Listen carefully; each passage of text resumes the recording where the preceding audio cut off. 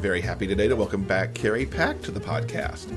Carrie's novels focus on characters finding themselves in their own time, something she experienced for herself when she came out as bisexual. She's passionate about science fiction, feminism, and red lipstick. Carrie was last on the podcast in episode 37, and she's back to talk about her new book, Past Imperfect, which is the sequel to the award-winning In the Present Tense. Welcome, Carrie. Hello, good to be back. Yeah, great to have you here. Now, before we dig into this new book, let's remind people who may not have heard in the past what In the Present Tense is about. Tell us all about Miles. Well, it's time travel. So all of the tropes and pitfalls of writing it go with that. But Miles has a form of dissociative disorder that in my world causes him to time travel. So it's kind of akin to like a dissociative identity disorder. So where you have the alternate personalities, but instead of having an alternate personality, he shifts to an alternate timeline. So if he's stressed or the certain things that can trigger that dissociation will trigger him to time travel. So in the present tense, predominantly, he's really trying to connect with an ex-boyfriend from high school. His younger self kind of appears and kind of wreaks havoc on his marriage because at the beginning of the book, he's married to a woman. And his younger self really is trying to figure out what went wrong and why did he break up with this guy that he was so in love with. And so in the midst of all that, uncovers this massive conspiracy to kind of figure out the secret to time travel and finds himself really caught up in that, while also trying to navigate this crazy romantic triangle he's gotten himself into. Yeah, the first time we talked about this, I'm just like, wow, that's the concept right there. Or, if you would like, I call it The Time Traveler's Wife Meets the X-Files. Nice. I do like that kind of crossover there. So in the sequel, Past Imperfect, what's happening this time out? So it literally picks up where In the Present Tense left off. So if you haven't read that, mute for a few seconds because I'm talking spoilers. But at the end of In the Present Tense, Miles and his co-conspirator there, her name's Bethany. He meets her while he's in a psychiatric institution. They have escaped and they're on the run. And I've added Bethany's point of view to Past Imperfect. So now we're also getting her experiences with time travel, and her time travel is triggered by her schizophrenia. So she's having paranoid delusions. She's having those psychotic episodes that will trigger her to time travel. So it manifests very similarly to Miles, but it's caused by a different disorder. And then, of course, in this book, they really get to the heart of the conspiracy and kind of are trying to take down that evil corporation that's studying them like lab rats. What was your inspiration for this new installment? And we talked a little bit before we actually hit the record button that you hadn't planned this to be a series, but you knew it was going to be by the time you'd finished the first one. Yeah, I left, anyone who's read In the Present Tense knows it kind of ends on I wouldn't call it a cliffhanger, because to me a cliffhanger is like literally you don't know what's going to happen. It's a happy for now. Like we know where the characters stand. We know that they've gotten away from the most pressing evil in the book. But there's a lot of unanswered questions. And when I wrote it, I really intended to write a longer book. But, publishing is one of those things where it's like, look, we really got to limit your word count because then the book starts to get too expensive and we're just not sure. So I hit kind of my word limit and had to kind of rethink what I wanted to do. So I ended up with a happy for now. And then said, okay, I'm going to write the sequel. And if my publisher doesn't want it, I'll self-pub it. I'll do, maybe I'll crowdfund it or whatever I have to do, but I got to wrap this story up because it's not finished.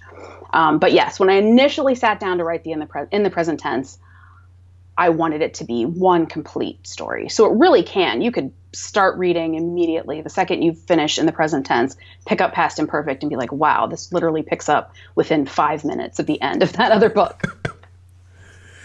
Looking back, what was the inspiration for this entire story? Because it's interesting to me how you got the whole time travel aspect, and some people do just time travel books. And then you have the characters with what they have going on, and you melch them together. How did all that kind of come about? the very, very, very beginnings of the story was actually a fan fiction prompt that someone gave me. And it literally was the opening scene of In the Present Tense initially was a very short fan fiction of a character waking up in bed with a friend of his, and he doesn't know how he got there. And he's suddenly much older than he thought he was. And so I thought, time travel, what a great way to explain that. And I never quite got around to writing it as a fully fledged fan fiction.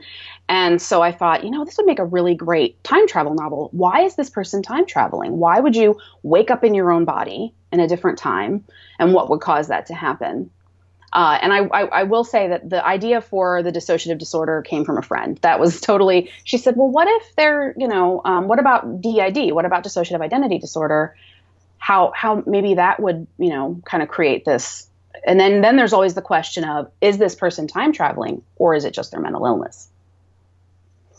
And then from there, as I write, I'm much more of a pantser than a plotter. So as I wrote it, I'm like, oh, but what if like his doctor's really trying to figure out like what, how time travel is possible? And like, because let's be honest, scientists for, eons have been, can we really time travel? And the science behind it, yes, we can. Question is, can we, feasibly do it? Obviously anytime you're flying in an airplane, you're time traveling because you're going faster than the people on the ground. So little known fact. But the physics of it, like the physics behind time travel are totally possible. So if it has to do with the relation of the speed of light, and I don't want to get too technical here, but basically what I thought of was, well, okay, so in their brains, if your brain is functioning at a faster rate than a neurotypical person, would that mean then that you could, in effect, affect your own timeline? And so that's kind of where the time traveler's wife thing comes in. He is traveling within his own timeline, much like we see in that book. But mine's not nearly that tragic. I can't do tragic.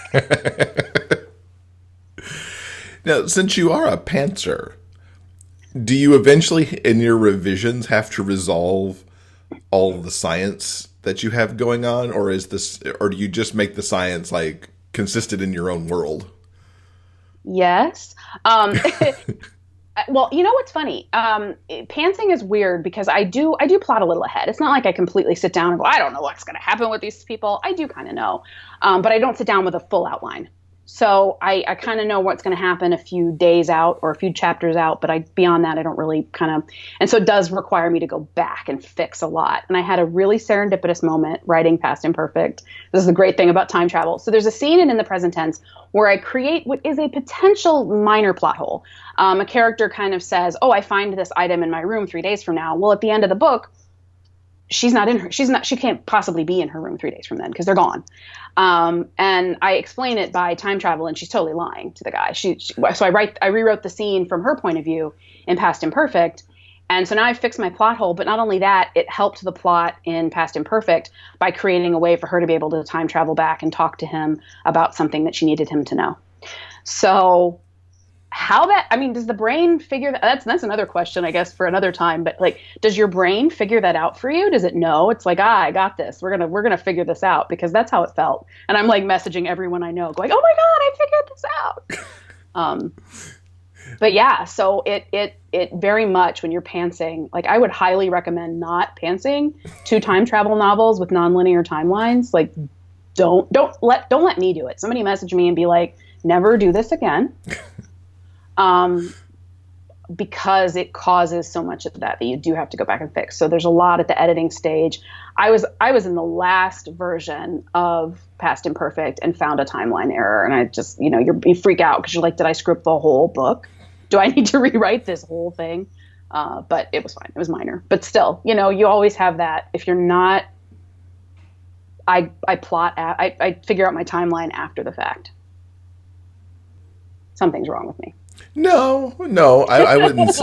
I wouldn't say that, because you're at least, you're figuring it out and you're fixing it during editing. And I think even if you plotted, you'd still have to go back and double check to make sure it all made sense in the long run. Absolutely. So doing it after, I don't think that's a problem at all, in my own opinion. Thank you. Well, and if it works out, I guess it's not a bad strategy.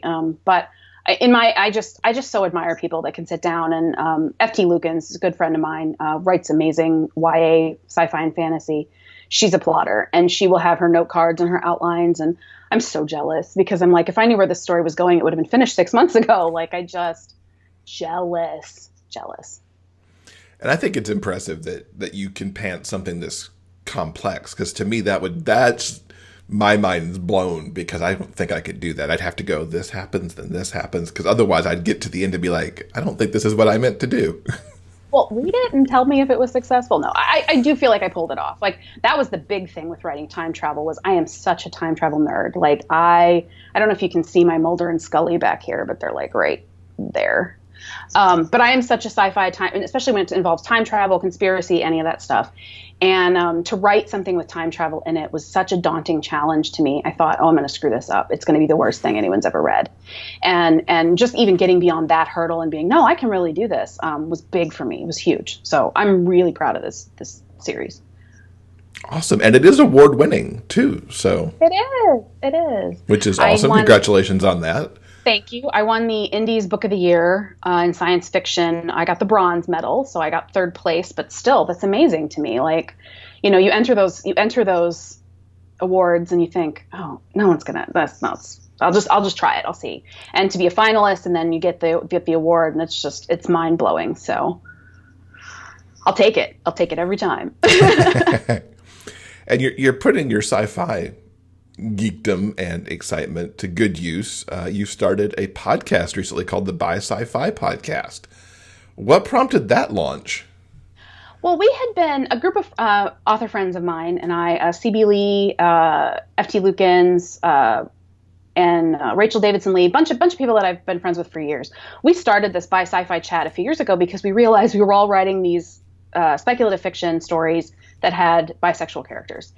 And as someone who came out as bisexual myself, I'm like, this is really, to me, sci-fi just lends itself so well to all different parts of sexuality. And to me, bisexuality is the logical progression of us being more comfortable in non-heterosexual sexualities.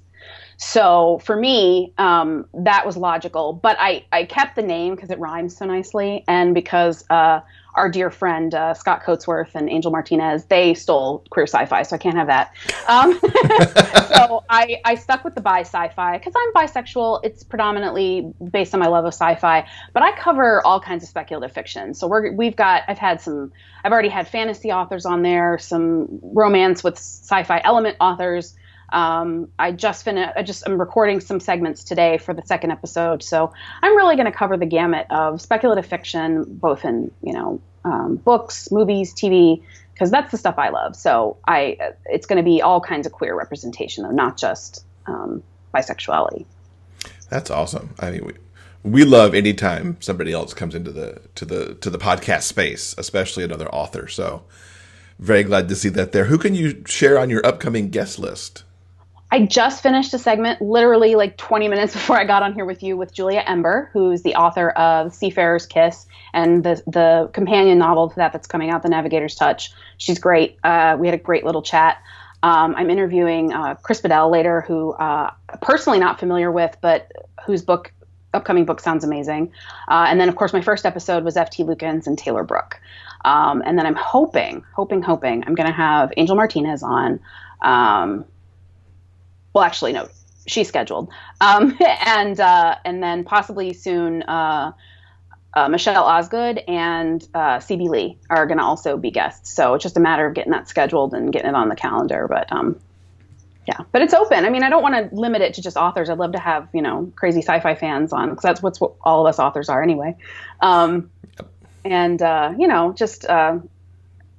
I just want to have fun with it. I mean, I love you know how podcasting is. It's great. It's fun. Yeah. I mean, it's amazing to get to talk to a whole bunch of different people who, in some cases, you would never run into at events, even because you just don't necessarily all connect up at the same time.